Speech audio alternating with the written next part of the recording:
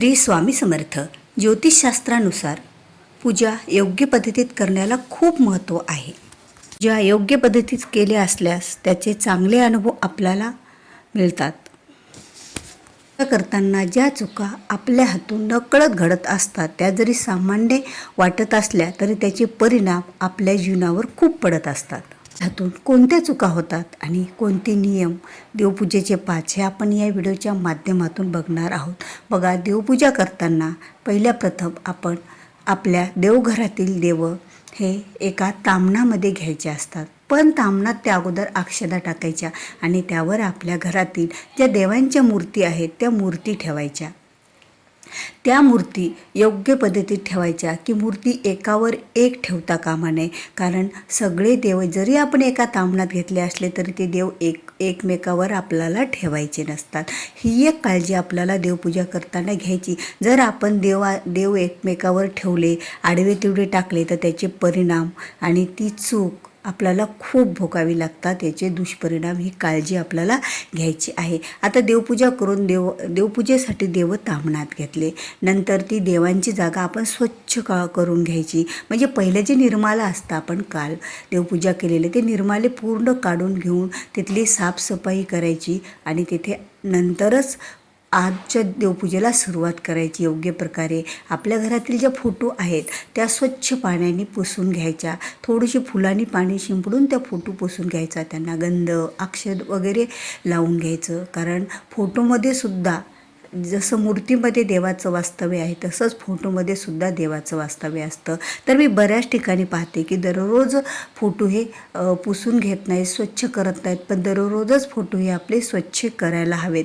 यामुळे आपल्यावर त्या फोटोचे जे दुष्परिणाम असतात आपल्या घरात फोटो असलेले ते आपल्या घरावर पडत नसतात. मग ते देवपूजा करताना एक महत्त्वाची गोष्ट, एका तामणात जे आपण देव घेतलेले आहेत त्या देवाला आपल्याला देव ठेवण्यासाठी देवघराला कधीही 4 पायऱ्या आवश्यक असतात. बघा, आता पहिली पायरी ही आपल्या घरातील जे श्रीयंत्र आहे त्यांच्यासाठी असतात, जे यंत्र आहेत. दुसरी पायरी ही आपल्या देवांसाठी असते.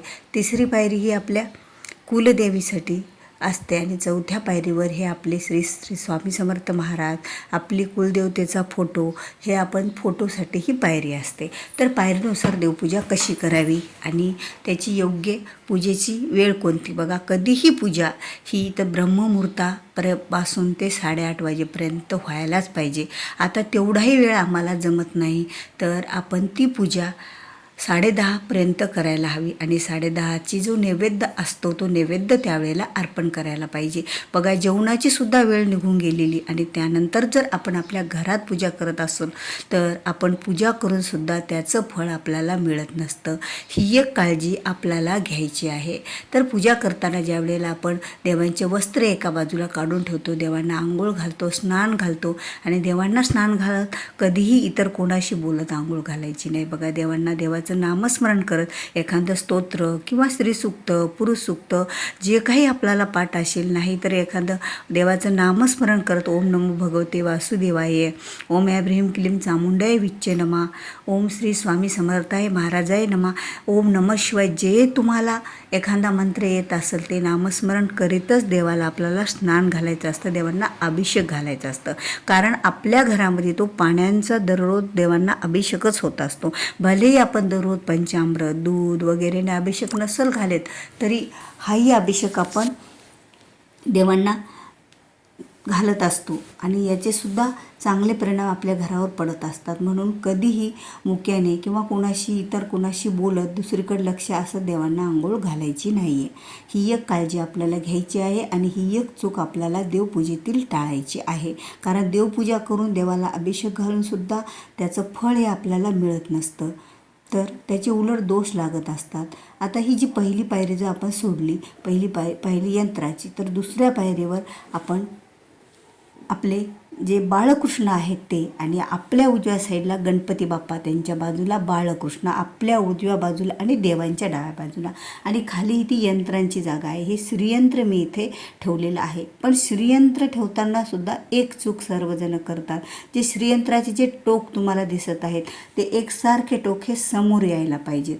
यामुळेच तर श्रीयंत्र हे आपल्या आपल्याकडं आहे, त्यामुळे आपण त्यांच्याकडं तोंड करून पूजा केल्याच्या नंतर आपल्या घरामध्ये प्रगती होत असते आणि लक्ष्मी प्राप्ती आपल्याला होत असते. आणि ही पूजा असते श्रीयंत्राची, ही आपल्या घरामध्ये लक्ष्मी कायम राहण्यासाठी असते, कारण श्रीयंत्र हे लक्ष्मी आणि नारायणाचं स्थान आहे. त्यामुळे आणि जे इतर आपल्याकडे जे यंत्र असतील, आता हे माझ्याकडे एक यंत्र आहे कुबेर यंत्र, कुबेर लक्ष्मी यंत्र आणि श्रीयंत्र.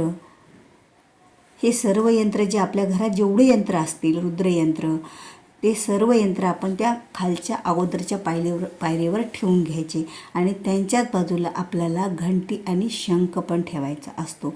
आता जी श्रीकृष्ण ठेवलेली पायरी आहे, त्या पायरीच्या डाव्या बाजूला आपल्याला अन्नपूर्णा माता, त्याच्या बाजूला श्री महादेवाचं आपल्याला लिंग ठेवायचं आहे. आपल्या घरात जो पितळाचा आहे तो, कारण महादेव आणि अन्नपूर्णा माता ह्या जवळच लागत असतात.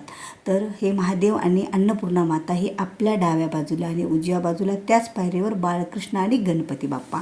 आता त्याची जी वरची पायरी आहे, म्हणजे आता 3 नंबरची पायरी, तर त्या 3 नंबरच्या पायरीवर बघा आपण तिथे खंडोबाचा टाक, आता आपलं जे कुलदेवाचा टाक असतो, कुलदेव आणि कुलदेवीची ही पायरी. आता डाव्या साईडला आणि देवाच्या उजव्या बाजूला हे आपल्या घरातील देवाचा टाक आणि त्याच्या बाजूला आपल्या विठ्ठल आणि रुक्मिणी, जे तुमच्याकडे मूर्ती असेल, नारायणाची असेल, विष्णू नारायणाची असेल किंवा माता लक्ष्मी विष्णूची असेल, तर ती तिथे ठेवून द्यायची आहे. आणि श्रीकृष्णाच्या बाजूला आपल्याला नेहमीच गाय ठेवायची असते, कारण श्रीकृष्णाला गाय अतिशय प्रिय होती. कारण कृष्णाचं एक नावच पडलेलं होतं की गोपाळ, कारण त्यांनी गायीचं पालन केलं होतं. त्यांचा जन्म गायीच्या पालनासाठी झाला होता. आपल्या घरातील प्रथम जे ब्रह्म अधिष्ठान आहे स्वामी समर्थ महाराजांचं, त्यांना गंध लावून घ्यायचं असतं. आणि जी ही पायरी आहे दुसऱ्या नंबरचीच आपण कुलदेवत ठेवले, तिथंच उजव्या बाजूला कुलदेवी आपण ठेवलेली आहे. आणि कुलदेवीची पायरी ही 3 नंबरची आणि 4थ्या नंबरवर आपल्या फोटो. अशा आपल्या घरामध्ये 4, 3 किंवा 5 पायऱ्या हे आपल्या देवघराला असायला हवेत. बघा, देवसुद्धा याच प्रकारे याच पद्धतीत जर आपण ठेवले तर आपल्याला देवघराचं देवपूजेचं फळ हे आपल्या पदरात पडत असतं. म्हणून तर महिलांनो, जर तुम्ही देवपूजा घरातील कोणतीही व्यक्ती करो, त्या व्यक्तीला एकदा देवघराची तुम्ही माहिती देऊन घ्या की देवपूजा अशीच करावी. आता जी विष्णू नारायणाचा फोटो आहे माझ्याकडे, इथे जागा उपलब्ध नव्हती जे की आपल्या देवघरात, म्हणून मी त्याच्या बाजूला साईडला ठेवलं. आणि तसंही विष्णूंचा फोटो ठेवण्याचे खूप नियम असतात बघा आपल्या देवघरात. कारण ज्या विष्णूंचा फोटो असेल तर विष्णूला लाल फूल, शिळं फूल हे जमत नसतं, त्यांना पांढरं, पिवळं आणि ताजं फूल, तुळशीपत्र, तुळशीची मंजिरी असं आपल्याला अर्पण करावं लागतं. आणि लाल फूल आपल्याला चुकूनही अर्पण करायचं नसतं. आता गणपती बाप्पाची प्रथम आपण पूजा करायची असते. आता सर्व देवांना अगोदर आपण अष्टगंध लावून घ्यायचा, जो सुगंधित द्रव्य समर्पयामी असं म्हणत देवांना अष्टगंध लावायचा. सर्व देवांना अष्टगंध लावून झाल्याच्या नंतर त्यांच्यावर अक्षदा अर्पण करायचे असतात. अलंकारार्थे अक्षदाम समर्पयामी असं म्हणत त्यांना सर्व देवावर आपल्याला अक्षदा टाकायच्या असतात. नंतर प्रत्येक देवाला आपण हरिद्रुम कुंकुम सौभाग्य द्रव्यानी असं म्हणत हळदी कुंकू आपल्याला अर्पण करायचं असतं. पण हा जो खंडोबाचा टाक आहे, या खंडोबाच्या टाकावर आपल्याला दररोज थोडी हळद अर्पण करायची असते. आणि दुसऱ्या दिवशी जी खंडोबाला अर्पण केलेली खालची हळद आहे ती देवपूजा करणाऱ्यांनी आपल्या मस्तकाला किंवा आपल्या घरातील सर्वांनीच लावायची असते. आणि देवपूजा अगोदर आपण अष्टगंध लावला, नंतर अक्षदा, नंतर आपण त्यांना हळदी कुंकू अर्पण केलं आणि त्यानंतर आपण त्यांना फुले अर्पण करायची असतात, बेल अर्पण करायचा असतो, मंजूळ, जे आपण पदार्थ, पाने आणि फुले ज्या देवांना आवडतात त्या देवांना अर्पण करायचे. आणि अर्पण करताना ऋतुकाल उद्भम पुष्पम समर्पयामी असं म्हणत महादेव देवतेला अर्पण केलं की ऋतुकाल उद्भम पुष्पम समर्पयामी महादेव देवताये नमः, ऋतुकाल उद्भम पुष्पम समर्पयामी आपली अन्नपूर्णा माता देवताभ्यो नमः, ऋतुकाल उद्भम पुष्पम समर्पयामी बाळकृष्ण देवताभ्यो नमः, ऋतुकाल उद्भम पुष्पम समर्पयामी घंटी देवताभे नमः, ऋतुकाल उद्भम पुष्पम समर्पयामी श्री स्वामी समर्थ महाराजाये नमः असं म्हणत प्रत्येक देवाला आपल्याला ज्या देवाचं नाव घेऊन त्या देवाला फुले अर्पण करायचे. नाही आलं तरी फक्त पुष्पमा समर्पयामी त्या देवाचं नाव घेऊन आपण म्हटलं तरीही चालतं. पण चुकूनही मुक्याने कुणाशी बोलत देवाला फुले अर्पण करायचे नसतात, कारण देवाला फुलेही खूप आवडत असतात. देवाला फुले अर्पण केल्याच्या नंतरच आपली पूजाही पूर्ण होत असते बघा. आणि जे आपले स्वामी समर्थ महाराज आहे तर त्यांनासुद्धा आपण सर्व फुले अर्पण करायचे असतात. तर हे फुले ज्यावेळेला आपली पूर्ण अर्पण होतात त्याच्यानंतर आपल्याला धूप आणि दीप द्यायचा असतो देवाला. म्हणजे धूपम समर्पयामी दीपम दर्शयामी असं म्हणत देवाला धूप दीप आणि एखादा प्रसाद. आता देवपूजा झाल्याबरोबर देवांना खाण्यासाठी आपल्याला प्रसाद पण ठेवावा लागत असतो. थोडासा नैवेद्य प्रसाद आपल्याला ठेवायचा. आणि ज्या रांगोळी देवासमोरची ती पण आपण काढून घ्यायची असते, कारण रांगोळी काढणं देवासमोर हे सुद्धा आपण तेवढंच महत्त्वाचं आहे बघा. कधीही देवासमोर रांगोळी काढताना ती रांगोळी उलट दिशेत चुकीची काढायची नाही. मोडलेली रांगोळी असेल तर लगेच भरून घ्यायची. पहिली शिळी रांगोळी दुसऱ्या दिवशी कधीही ठेवायची नाही. ज्यावेळेला आपण देवपूजा करतो त्यावेळेला आदल्या दिवशी रांगोळी पण पूर्ण भरून घ्यायची आणि नंतरच आपण दुसरी रांगोळी काढायची. आता रांगोळीमध्ये म्हटलं तर दररोज वाराची रांगोळ, लक्ष्मी पद्म, गायत्री पद्म, गाईचे पद्म हे आपण आपल्या देवासमोर काढू शकतो.